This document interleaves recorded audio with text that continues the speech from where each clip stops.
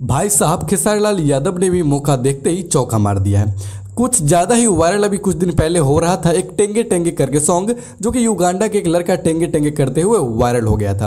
अब इसी टेंगे टेंगे पे खेसारी लाल यादव अपना न्यू सॉन्ग लेकर आ रहे हैं। तो जैसा कि अभी आप लोग अपने सामने पोस्टर में देख पा रहे होंगे, एक न्यू सॉन्ग का पोस्टर आप लोगों को दिख पा रहा होगा। इस सॉन्ग का नाम है भौजी लेंगे लेंगे। ये खेसारी लाल यादव का न्यू सॉन्ग है जो कि आने वाला है, अभी आया नहीं है। न्यू सॉन्ग का बस अभी पोस्टर रिलीज किया गया है। इस सॉन्ग का नाम है भौजी लेंगे लेंगे और ऊपर कोने में लिखा हुआ भी आप लोगों को दिख रहा होगा टेंगे टेंगे, और टेंगे टेंगे लड़के का पोस्टर भी, मतलब पोस्टर पे फोटो भी आप लोग को दिख पा रहा होगा।